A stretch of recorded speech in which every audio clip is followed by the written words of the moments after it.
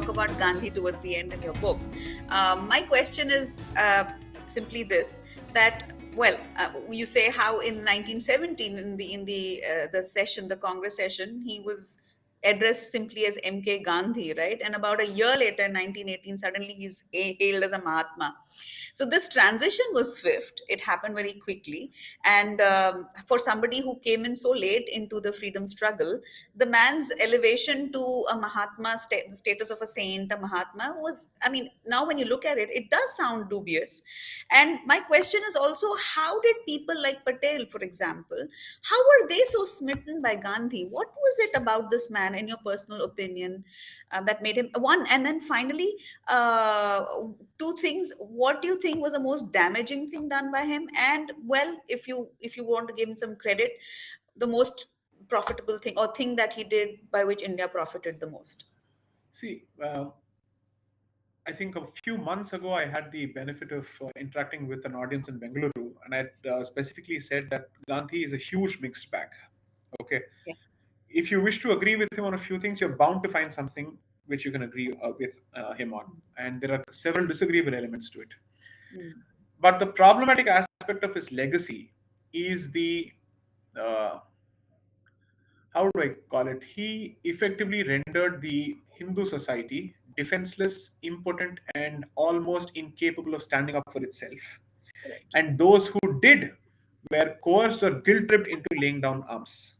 Okay, that's where the balance sheet, according to me, reads red, seriously red, because to draw a line from the Avengers, the ledger is dripping with red, it's gushing red. Okay, because the man did not even think that we were entitled to the right to self-defense, the most fundamental of rights. Okay, that's the problem. But in terms of his elevation to the stature of Mahatma, my analysis based on the literature has been that he rode on the Khilafat movement, and therefore he was the first Hindu-Muslim leader of Bharat. Okay. Right. And there obviously was a certain degree of personal charisma, no doubting it. Okay. And after Tilak's passing in 1920, literally there was a huge vacuum. Right. And he had managed to galvanize the country through the Khilafat movement, but had significantly also sown the seeds for the future partition. Okay. And therefore, there is an element of vacuum coupled with all the optics that went with being the Mahatma. Think of, let's say, the India Against Corruption movement of 2011 onwards, which gave us the gift that is called Arvind Kejriwal. Okay. And if he had continued with his facade without revealing his true colors, don't you think Arvind Kejriwal would have actually amassed a certain degree of standing in the country, which he had managed to? Yes. Right? Thanks to the support of his now exiled guru, right? Yes.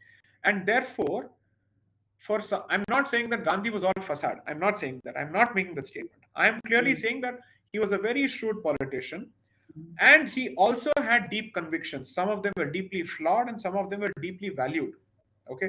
So, for instance, his insistence on, or let's say his intransigent position with respect to Ambedkar, when Ambedkar wanted separate electorates for the Dalits altogether. I would certainly give Gandhi the credit for standing his ground, because that would have seen a serious fissure in the Hindu society and would have effectively ensured that we were offering an entire swath of population on the platter for proselytization. Right? Correct. That's one.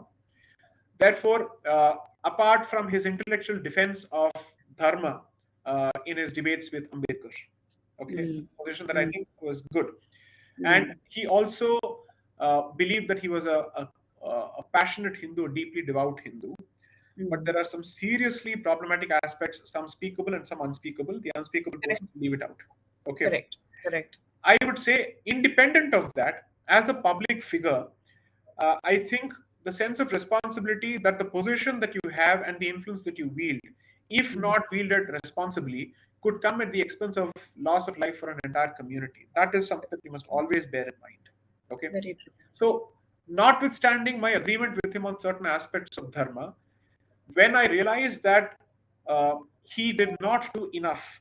See, here's the point. During the Boer War, he was happily recruiting for the British in South Africa. For the British, exactly. And in 1919, he was happily asking people to, let's say, support the recruitment. Right? Yeah. But when it came to their own defense, he's telling them not to. After the other side has revealed its card that it's happy to render this entire country bloody. What do you make of it then? I wish Correct. so. In 1920s itself, members of the Congress, see, the man was born in 1869, then you're looking at 31 plus 20, he was 51 years old. That's it. Mm. Mm. Not that too old for a politician, even by those standards. Correct, correct. His contemporaries were wishing his imprisonment or his retirement from politics in the Congress, saying we wish he leaves the country or he does something else, because the Khilafat dragon is so difficult to ride and he has really created trouble, so much so that the leaders of the Khilafat movement, such as the Ali brothers, were openly speaking of seeking help of the Afghans to invade India to dislodge the British, as if we are idiots to not understand that the attempt is actually to revive the Islamic State. Correct, correct, correct. Right? Had it not been for the staunch opposition of Lala Lajpat Rai or Madan Mohan Malviya, I don't know what Gandhi would have done. I really don't know. Right? So while it seems as if he had a fantastic ability to pull the audience together, to actually create a unified movement and all of that, assuming for a moment that I give him 100% credit for the ability to galvanize the people, to what end? What did he do next with that? Correct. Right? Any number of people, so for instance, Tilak also galvanized people, Annie Besant also galvanized people. The Home Rule movement, by the way, was such a terror for the British that had it not been for Tilak's untimely demise, he would have done a vastly superior job. Okay, along with Annie Besant, along with the support of revolutionaries, he was doing a fantastic job. Okay, so when people give credit to Gandhi for having galvanized people, I'd say just go a step behind or a step back and ask yourself, has nobody else before him done that? Tilak did it. In fact, Gandhi inherited a better unified society thanks to Tilak's efforts, because the home rule leagues which were created across the country were responsible for galvanizing the community. And you go back a step further, you had the Swadeshi movement and the boycott movement, which were all the consequence of the partition of Bengal. The credit for the galvanization must start from the partition of Bengal, because that revived the nationalistic spirit significantly. True. Okay, so from 1906 until 1917, you had constant movements. And this man became a huge figure only in 1917. True. Right? So when you say, no, this man had inherited a caste-ridden, heavily divided society, sorry, don't project your stupidity onto the past, because the facts are different. No caste issue came in the way of the galvanization of the Hindu community at large when it came to the Swadeshi movement or the boycott movement or the Home Rule movement. There is no proof to this effect.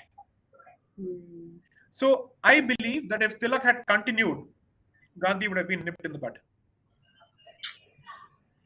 So sad that I mean, history can sometimes betray you, right? I mean, the fact that he died at the time that he did. But to answer the last part of your question, people like Patel also have to be reassessed and reevaluated. Okay. In the context of the treatment of the revolutionaries and their position with respect to the revolutionaries.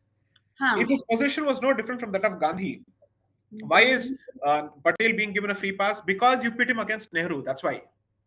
That's true. That's very true. Comparison or your benchmark is Nehru, and therefore you feel that Patel is better because China wouldn't have happened, Kashmir wouldn't have happened. These are our list of laundry defects with respect to Nehru, right? Correct.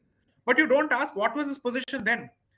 And by the time Patel entered the picture, or even his elder brother had entered the picture, Gandhi had become a behemoth thanks to the position vacated by Tilak, right? Correct. It's very difficult to actually say no to that person, because while he gives the facade of democracy, he doesn't need to be democratic. It's like the Communist Party today. Exactly. So the facade of democracy is created because he says, you keep saying whatever you want, I will listen to you, so you will be given what is known as the right of hearing, but I have the right of veto where I don't need to hear anything, I can discard everything. So I will retain the optics of democracy, but what I run is an autocracy, period. Beautiful. Correct. So you're saying that the very fact that Patel had or held Gandhi in such esteem need not be something that one needs to wonder at, because Patel himself had some serious issues with respect to which I will deal with in the third book. Wonderful. Looking forward to it.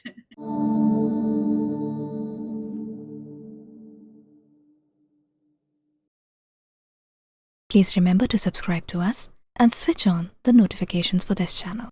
For our other social media links, more content, and to support our work, please visit citti.net. Dhanyavad. Namaskar.